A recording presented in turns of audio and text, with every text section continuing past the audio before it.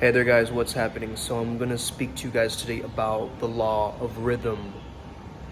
It's one of the laws of the Hermetic principles from the Kybalion. Okay, let's get it. Yeah. I'm inspired. I'm inspired. Hey there guys, how's it going? My name is Sumit Chatterjee from the Flow Zone Academy, and I'm a flow state coach, which means that I help you feel better and perform better.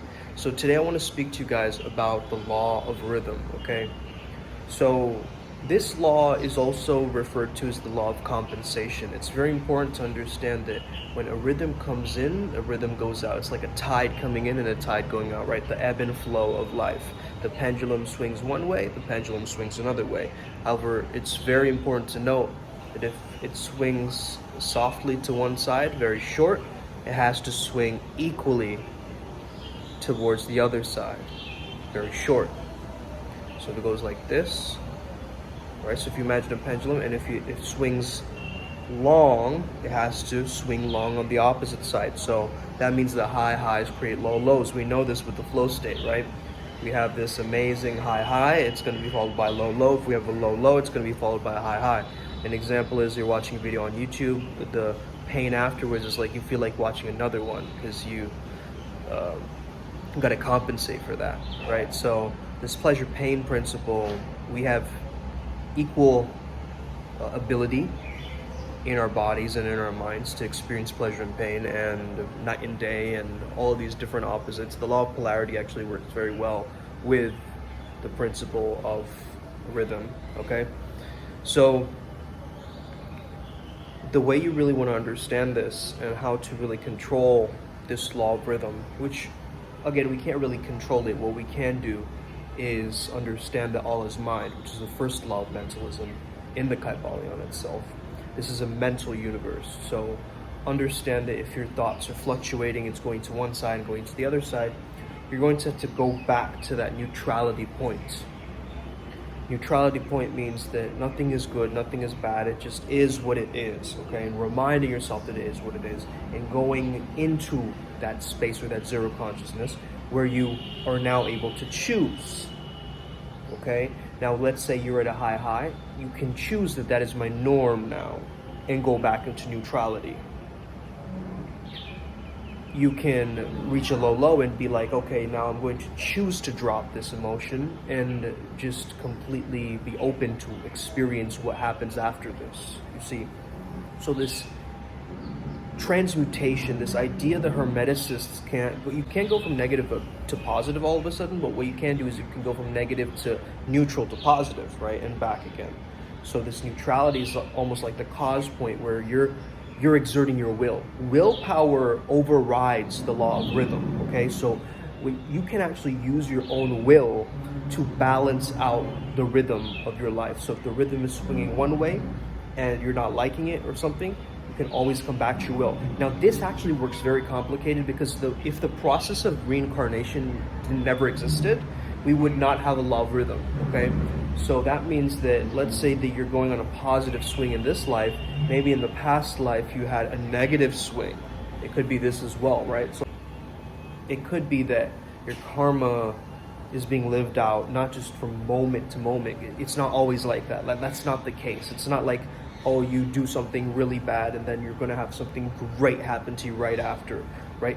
The law of rhythm works in very mysterious ways. Let me just say this, because you might have karmic debt from years and years and years ago, or you might do something that will positively impact you years and years from now, okay? So you don't know how this law of rhythm works. Nobody really knows. All we know is that it does work and it does exist, and it is this thing that we have to be aware of if we are to at all be the will of our lives, be the cause point or the change point or the neutrality from which we can pick the different channels that we want to hop into. Understand that a rhythm is like a wave, okay? Like a sine wave of life. Like if you just measure it like this, you know, and the greater the wave, the greater the drop, right? So in a sense, if you imagine that the wave is going like this, it's gonna come down like this, okay?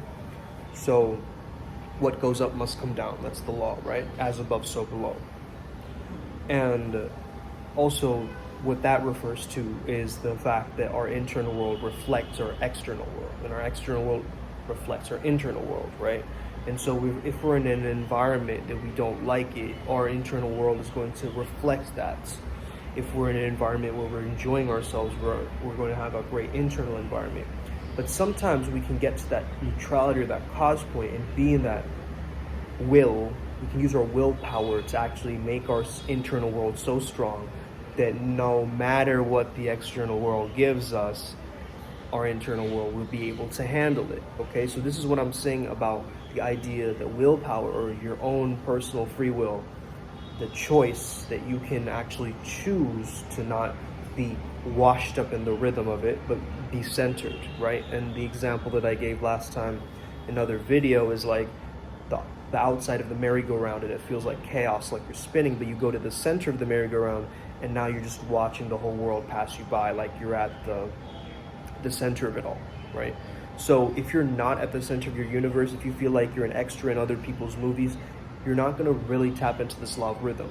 The law of rhythm truly happens when you find the fact that I am the hero of my own movie. I am the one who's deciding. I am the one who's in control. I am the one choosing these different ideas or experiences. Now, some things can happen in random as well. I agree in the idea of randomness, that, you know, nothing is set in stone. Everything kind of, again, it's like a rhythm of things that are just, you might get washed up in someone else's rhythm, or you might get caught into another rhythm or a wave that you didn't plan on entering, but, you know, now it's just following through on itself. So understand that, you know, we live in the world of this rhythm and this pendulum swing that's constantly happening.